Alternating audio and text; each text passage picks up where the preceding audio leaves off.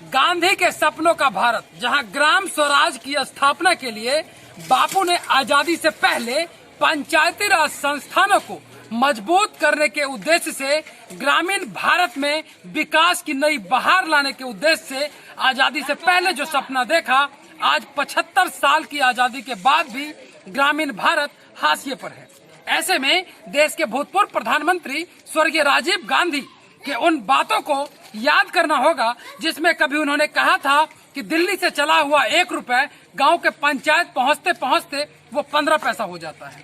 ऐसे में त्रिस्तरीय पंचायत चुनाव बिहार में चल रहा है। हमारी यात्रा पहुंची है समस्तीपुर के बारिशनगर प्रखंड के ग्राम पंचायत राज छतनेश्वर, जहां हम एक सामाजिक कार्यकर्ता से मिल रहे हैं जिनका नाम है दिगंबर कुमार राय जी। दिगंबर कुमार राय जी के बारे में अगर बताएं तो ये पिछले 15 वर्षों से अपनी सामाजिक जिम्मेदारी का निर्वहन करते हुए लोकतांत्रिक व्यवस्था में अपनी आस्था रखते हैं और 2015 के विधानसभा चुनाव में इन्होंने एमएलए का चुनाव भी लड़ा था। लेकिन बापू के सपनों के भारत में ग्राम पंचायत को जो सेवा केंद्र बनाने का जो उनका सपना था, उन सपनों को साकार करने के लिए सरपंच प्रत्याशी के रूप में नामांकित किए हैं। सरपंच प्रत्याशी पंचायती राज संस्थानों के लिए एक ऐसा पद है जिस पद में न्यायिक प्रक्रिया के लिए महत्वपूर्ण माना जाता है। अगर ऐसे बात करें तो हाल ही में जस्टिस फॉर इंडिया नाम की एजेंसी ने एक रिपोर्ट लाया, जिस रिपोर्ट में यह कहा गया कि देश के न्यायालय में लगभग 36 करोड़ मुकदमा लंबित है। ऐसे में 140 करोड़ की आबादी में अगर 36 करोड़ मुकदमा देश में लंबित है तो यह सवाल उस न्यायिक प्रक्रिया पर आता है जहां जनता के पैसे से लोकतंत्र चलता है।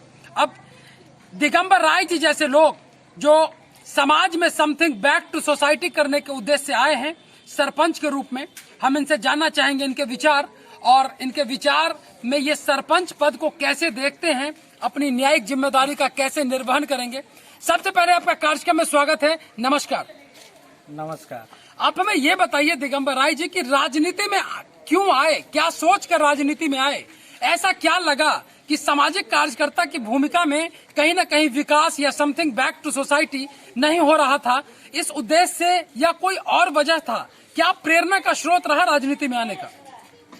देखिए, मेरा राजनीति में आने का सबसे बड़ा उद्देश्य ये है कि मैं बहुत पूर्व से एक चीज़ देखता आ रहा हूँ कि समाज के जो भी शोषित वर्ग के लोग हैं वो उनको उत्थान के लिए कभी मौका नहीं दिया गया।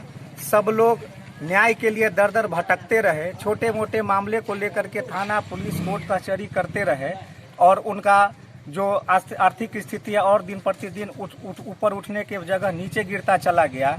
और यहाँ का जो युवा है उसके लिए कोई भी इस तरह का संस्था हमारे गांव में नहीं है, किसी तरह का न्यायिक व्यवस्था ढंग से कायम नहीं है। यहाँ जो बड़े हैं वो बड़े हैं, जो छोटे हैं छोटे हैं, ये फासले को कम करने का मेरा मेन उद्देश्य है। और मैं इसमें जो न्याय प्रक्रिया में इसलिए आना चाहता हूँ ताकि मैं शुरू से ही एक सामाजिक रहा हूँ, हमारे परिवार के सारे सदस्य सामाजिक ही रहे हैं और मैं समाज में आकर के समाज के उत्थान के लिए जो बेहतर से बेहतर कार्य करना होगा उसको करने के लिए मैं सारा प्रयास और प्रयत्न करता रहूँगा। आज जो सरपंच का जो पद होता है उनकी मुख्य जिम्मेदारी यह होती है कि समाज में जो भी छोटी मोटी घटनाएं हैं उनको पंच के द्वारा कई सारे पंचों के सहयोग से उस मामले को थाना तक नहीं पहुंचने देना। इसी उद्देश्य से इस पंचायती राज संस्थानों को बापू को बनाने का सपना था।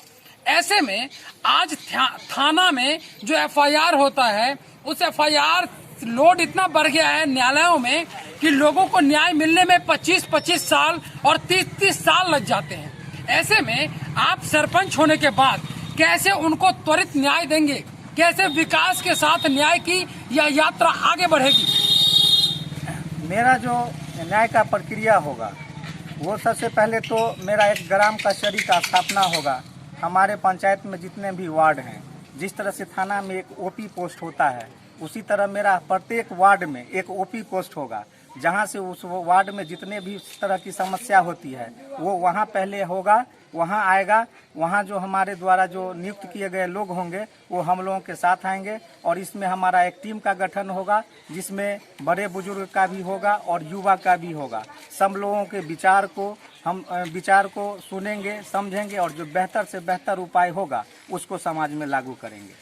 ऐसा माना जाता है कि आधी आबादी महिलाओं की है और महिलाओं के प्रति घरेलू हिंसा, युवाओं के लिए नशा, इस तरह की समस्याएं समाज में अपराध को बढ़ा रही हैं। तो इसको आप सोशल अवेयरनेस के द्वारा कैसे कम करेंगे? कैसे हर व्यक्ति जिम्मेदार बनेगा और समाज में जो ये सामाजिक संतुलन खराब हो रहा है, घरेलू हिंसा के रूप में हो या दहेज हत्या के रूप में हो या बहुत तरह के अपराध हैं, इसको कैसे कम करेंगे? ये जितने भी तरह का हादसा हो रहा है या दहेज के बारे में दहेज प्रताड़ना या हत्या वगैरह जो भी है, उसका मुख्य नींव है बेरोजगारी। जब तक युवा बेरोजगार होगा तब तक वो कहीं ना कहीं गलत राह पे ही भटकेंगे। उस बेरोजगारी को दूर करने के लिए मैं सफल प्रयास करूंगा। जो मेरा अपना प्लानिंग है, गवर्नमेंट सेक्टर का NGO लाऊंगा जो फार्मिंग से रिलेटेड होगा या फिर उद्योग से रिलेटेड होगा, मैं वहां लाऊंगा। उसमें सरकारी फंड दिलवाऊंगा। हमारे समाज के जितने भी बेरोजगार युवा हैं या जितने भी फैमिली बेरोजगार हैं उनमें से 1-2 लोगों को उसमें रोजगार लगाऊंगा। और जो एग्रीकल्चर का NGO होगा, जो बाहर से मंगवाएंगे वो यहाँ पर वो फार्मिंग करवाएंगे उन लोगों से। जो बाहर में डिमांड होगा जिस चीज़ का, उस चीज़ का फार्मिंग करवाएंगे और हम लोग उस चीज़ को अपने जगह एकत्रित करके उसको बाहर सप्लाई करेंगे। जिससे क्या होगा, किसान वर्ग के लोगों को भी रोजगार मिलेगा। जो किसान हैं, जो पढ़े लिखे कम है, वो फार्मिंग के थ्रू होंगे और जो पढ़े लिखे लोग होंगे उसके लिए उद्योग के लिए उद्योग NGO लाएंगे, उद्योग लगवाएंगे, छोटा मोटा उद्योग लगवाएंगे। जब लोग इंगेज हो जाएंगे, जब बेरोजगारी समाप्त होगी तो स्वतः भ्रष्टाचार और जितने भी तरह का अपराध है, अपराध मुक्त मेरा समाज होगा। यही मेरा मेन उद्देश्य है बेरोजगारी के लिए। और शिक्षा के लिए भी बेहतर से बेहतर शिक्षा, स्कूल का औचक निरीक्षण करेंगे। टीचर की क्या स्थिति है, स्कूल की क्या स्थिति है, ढंग से पढ़ाई हो रहा है नहीं हो रहा है। क्योंकि आज बच्चा अशिक्षित होगा तो कल वही एक अपराधी होता है। आज उस बच्चे का अगर शिक्षा अच्छे से अच्छे तरीके से दिया जाएगा तो अपराध में जाने का कोई मतलब ही नहीं बनता है। यही 3 उद्देश्य है। सबसे पहला फोकस मेरा यही रहेगा, इन चीज़ों को कायम करके पंचायत का जितना भी तरह का समस्या, भ्रष्टाचार, अपराध, इससे मुक्त कराने का मेरा मेन उद्देश्य और जिम्मेवारी है, जिसको मैं भलीपूर्वक निभाने का पूरा प्रयत्न करूँगा। आपकी जानकारी होगी ही और मैं दर्शकों के लिए और उन नागरिकों के लिए बताना चाहूंगा कि सरपंच का पद इतना निर्णायक होता है जितना विशेषाधिकार डिस्ट्रिक्ट कोर्ट के जज के पास नहीं है, सेशन कोर्ट के जज के पास नहीं है। ये पीठ की जो प्रक्रिया होती है ये सिर्फ हाई कोर्ट और सुप्रीम कोर्ट के पास होता है। ऐसे में ग्राम पंचायत के सरपंच का पद इतना निर्णायक होता है कि आप हाई कोर्ट और सुप्रीम कोर्ट के बराबर संवैधानिक दर्जा आपको मिला हुआ है, जिससे आप न्यायिक प्रक्रिया में लोगों के लिए जनहित और विकास के साथ न्याय कर सकते हैं।